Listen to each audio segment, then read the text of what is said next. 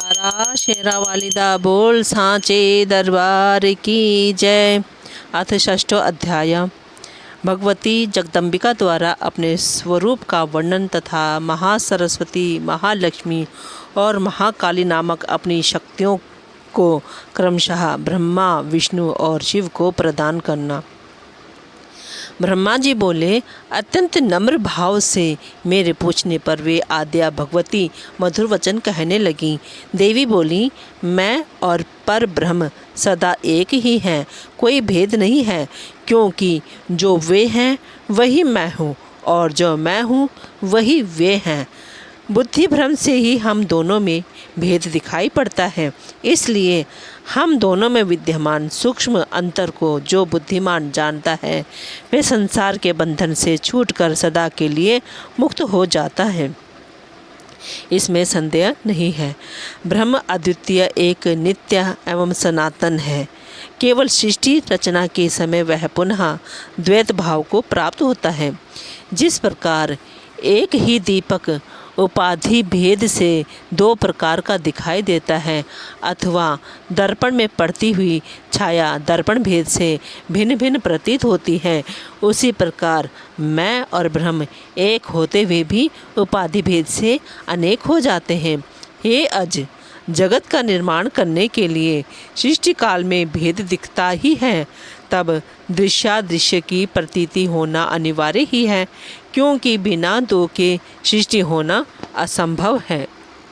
सृष्टि के प्रलय काल में मैं ना स्त्री हूँ, ना पुरुष हूँ और ना ही नपुंसक हूँ, परंतु जब पुनः सृष्टि होने लगती है तब पूर्ववत यह भेद बुद्धि के द्वारा उत्पन्न हो जाता है।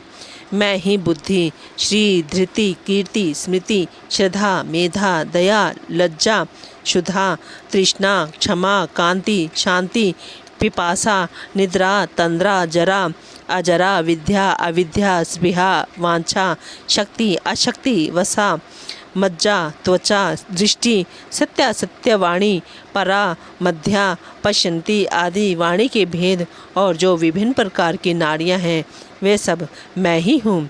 हे पद्मयोने, आप यह देखिए कि इस संसार में मैं क्या नहीं हूँ और मुझसे पृथक कौन सी वस्तु है। इसलिए आप यह निश्चित रूप से जान लीजिए कि सब कुछ मैं ही हूँ। हे विधे, मेरे इन निश्चित रूपों के अतिरिक्त यदि कुछ हो तो मुझे बताएं, अतः इस सृष्टि में सर्वत्र मैं ही व्याप्त हूँ। निश्चित ही मैं समस्त देवताओं में भिन्न भिन्न नामों से विराजती हूँ तथा शक्ति रूप से प्रकट होती हूँ और पराक्रम करती हूँ। मैं ही गौरी, ब्रह्मा, रौद्री, वाराही, वैष्णवी, शिवा, वारुणी, कौबेरी, नारसिंही और वासवी शक्ति के रूप में विद्यमान हूँ।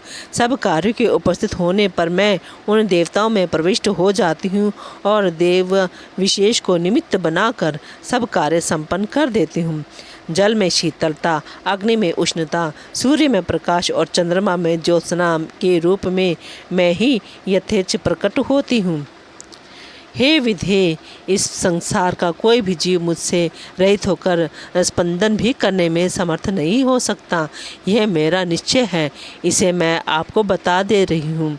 इसी प्रकार यदि मैं शिव को छोड़ दूं तो वे शक्तिहीन होकर दैत्यों का संहार करने में समर्थ नहीं हो सकते। इसीलिए तो संसार में भी अत्यंत दुर्बल पुरुष को लोग शक्तिहीन कहते हैं। लोग अधम मनुष्य को विष्णुहीन या रुद्रहीन नहीं कहते, बल्कि उसे शक्तिहीन ही कहते हैं। जो गिर गया हो, स्खलित हो गया हो, भयभीत हो, निश्चेष्ट हो गया हो अथवा शत्रु के वशीभूत हो गया हो, वे संसार में अरुद्र नहीं कहा जाता, अपितु अशक्त ही कहा जाता है। हे ब्रह्मन, आप ही जब सृष्टि करना चाहते हैं तब उसमें शक्ति ही कारण है, ऐसा जानिए। जब आप शक्ति से युक्त होते हैं तभी सृष्टिकर्ता ही सृष्टिकर्ता हो पाते हैं। इसी प्रकार विष्णु, शिव, इंद्र, अग्नि, चंद्रमा, सूर्य, यम, विश्वकर्मा, वरुण और वायु देवता भी शक्ति संपन्न होकर ही अपना अपना कार्य संपादित करते हैं। पृथ्वी भी जब शक्ति से युक्त होती है तब स्थिर होकर सबको धारण करने में समर्थ होती है। यदि वह शक्तिहीन हो जाए तो एक परमाणु को भी धारण करने में समर्थ ना हो सकेगी। शेष नाग, कच्छप एवं 10 दिग्गज मेरी शक्ति पाकर ही अपने अपने कार्य संपन्न करने में समर्थ हो पाते हैं। यदि मैं चाहूँ तो संपूर्ण संसार का जल पी जाऊँ, अग्नि को नष्ट कर दूँ और वायु की गति रोक दूँ।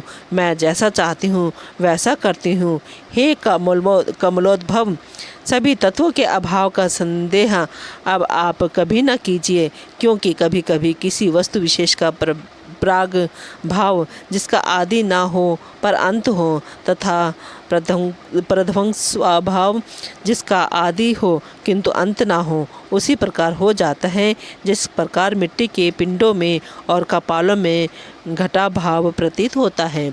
आज यहाँ पृथ्वी नहीं है, तब वह कहाँ चली गई?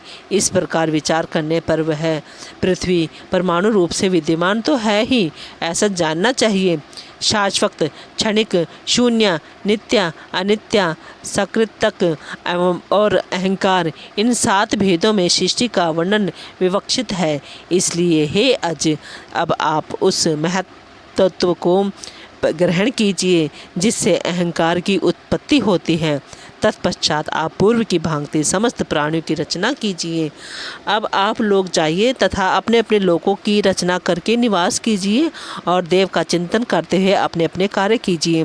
हे विधे, सुंदर रूप वाली, दिव्य हास वाली, रजोगुण से युक्त, श्रेष्ठ श्वेत वस्त्र धारण करने वाली, अलौकिक दिव्याभूषणों से विभूषित, उत्तम आसन पर विराजमान इस महासरस्वती नामक शक्ति को क्रीड़ा विहार के लिए अपनी सहचरी के रूप में स्वीकार कीजिए। ये सुंदरी सदा आपकी सहचरी बनकर रहेगी। इस पूज्यतम प्रेयसी को मेरी विभूति समझकर कभी भी इसका तिरस्कार न कीजिएगा।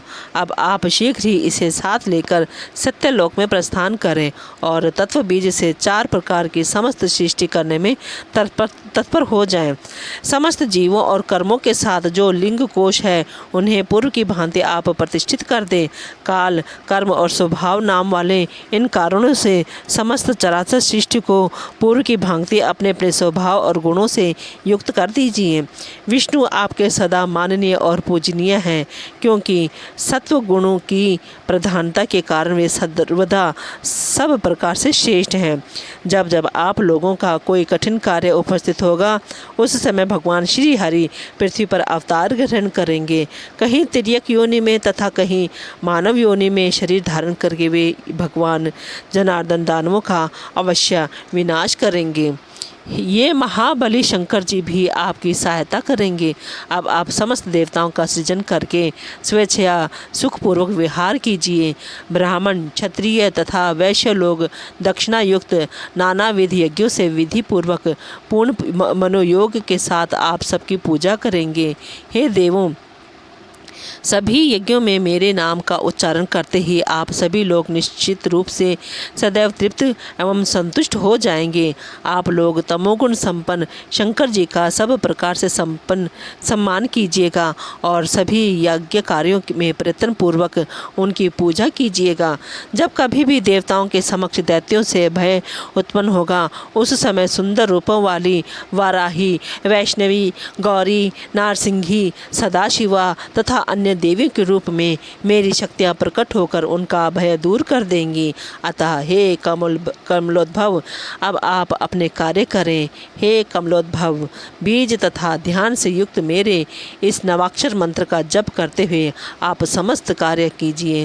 हे महामते, आप इस मंत्र को सभी मंत्रों से श्रेष्ठ जानिए। सभी मनोरथों की सिद्धि के लिए आपको इस मंत्र को सदा अपने हृदय में धारण करना चाहिए। मुझसे ऐसा कहकर पवित्र मुस्कान वाली जग जननी ने भगवान विष्णु से कहा, हे विष्णु, अब आप इस मनोहर महालक्ष्मी को स्वीकार कीजिए और यहाँ से प्रस्थान कीजिए। ये आपके वक्षस्थल में सदा निवास करेंगी, इसमें संदेह नहीं है। आपके लीला विनोद के लिए मैंने आपको यह सभी मनोरथ प्रदान करने वाली कल्याणमयी शक्ति अर्पित की है। आप इनका सर्वदा सम्मान करते रहिएगा और कभी भी तिरस्कार ना कीजिएगा। लक्ष्मी नारायण नामक यह संयोग मेरे द्वारा ही रचा गया है। मैंने देवताओं की जीविका के लिए ही यज्ञों की रचना की है। आप तीनों विरोध भावना से रहित होकर व्यवहार कीजिए। आप विष्णु, ब्रह्मा, शिव तथा ये सभी देवता मेरे ही प्रभाव से प्रारब्ध हुए हैं। अतएव निस्संदेह आप लोग सभी प्राणियों के मान्य एवं पूज्य होंगे। जो अज्ञानी मनुष्य इनमें भेदभाव करेंगे वे इस विभेद के कारण नरक में पड़ेंगे, इसमें संदेह नहीं है।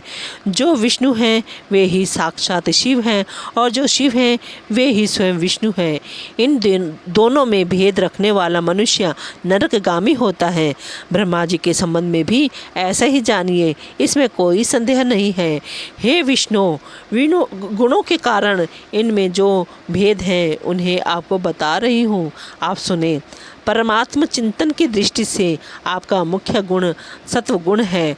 दूसरे रजोगुण तथा तमोगुण आपके लिए गौण है। अतः विभिन्न भेदयुक्त विकारों में रजोगुण से संपन्न होकर आप इन लक्ष्मी के साथ विहार कीजिए। हे लक्ष्मीकांत, मेरे द्वारा आपको दिया गया वाग बीज एम, कामराज, क्लीम तथा तृतीय माया बीज ह्रीम, इनसे युक्त यह मंत्र परमार्थ प्रदान करने वाला है। आप इसे ग्रहण करके निरंतर इसका जप कीजिए तथा सुखपूर्वक विहार कीजिए।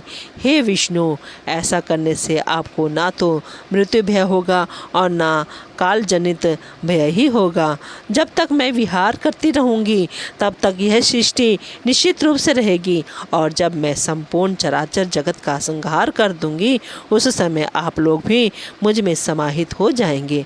आप लोग समस्त मनोरथों को पूर्ण करने वाले तथा मोक्ष प्रदान करने वाले इस मंत्र का अनवरत स्मरण करते रहें।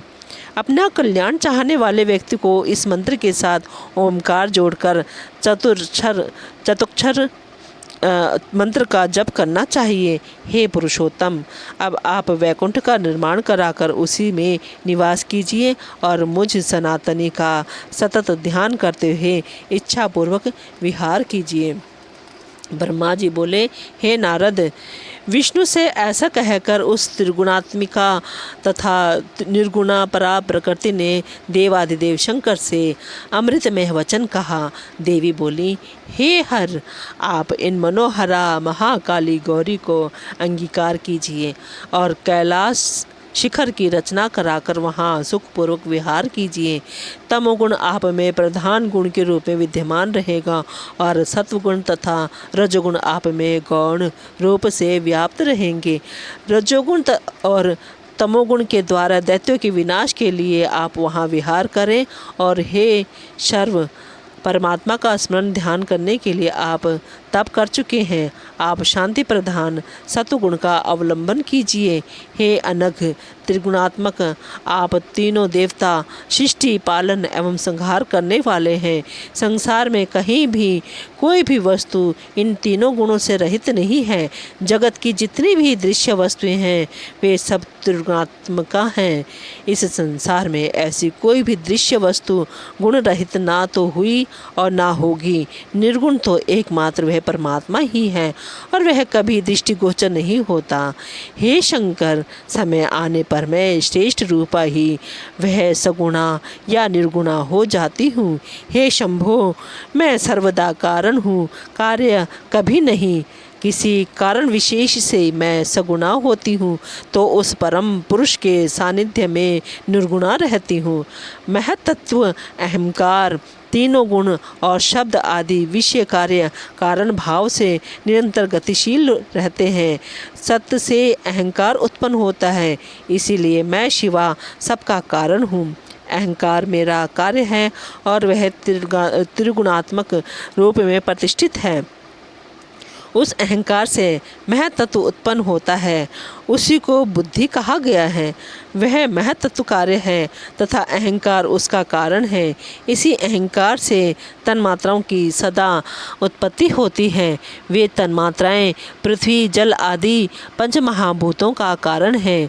सबके सृजन में 5 कर्मेंद्रियां, 5 जनेंद्रियां, 5 ज्ञानेंद्रियां, सबके सृजन में 5 कर्मेंद्रियां, 5 ज्ञानेंद्रियां, 5 महाभूत और 16वां मन, ये षोडशात्मक समूह कार्य और कारण रूप होता है। वह आदि पुरुष परमात्मा न कार्य है और न कारण। हे शिव, सबकी प्रारंभिक सृष्टि के उत्पत्ति का यही क्रम है। अभी मैंने आप लोगों की यह उत्पत्ति परंपरा संक्षेप में कही, इसलिए हे श्रेष्ठ देव, अब आप लोग मेरा कार्य संपन्न करने के लिए इस विमान से प्रस्थान करें। जब आप लोगों पर कोई संकट आएगा तब मैं स्मरण मात्र से तत्काल आप लोगों को दर्शन दूंगी। अतः हे देवों, आप लोग सर्वदा मेरा तथा सनातन परमात्मा का स्मरण करते रहें। हम दोनों के स्मरण से ही निसंदेह आप लोगों की कार्य सिद्धि होगी। ब्रह्मा जी बोले, हे नारद, ऐसा कहकर भगवती ने अपनी अद्भुत शक्तियाँ प्रदान कर हमें विदा किया। विष्णु को महालक्ष्मी, शिव को महाकाली और मुझे महासरस्वती प्रदान करके उस स्थान से विदा कर दिया। उनके स्वरूप तथा अत्यंत अद्भुत प्रभाव का स्मरण करते हुए अन्य स्थान पर पहुंचकर हम लोग पुनः पुरुष रूप में हो गए। तब लौटकर हम तीनों पुनः उसी विमान में बैठ गए। हमने देखा कि वहाँ ना तो वह मणिद्वीप है, न वे महामाया है और न वह सुधा सागर है। उस समय वहाँ उस विमान के अतिरिक्त और कुछ दृष्टिगोचर नहीं होता था। उस विशाल विमान में बैठकर हम तीनों पुनः उसी महासागर में विद्यमान उस कमल के निकट पहुँचे जहाँ भगवान विष्णु ने मधुकैटभ नामक दुर्धर्ष दैत्यों का वध किया था। तो जयकारा शेरा वालिदा बोल सांचे दरबार की जय।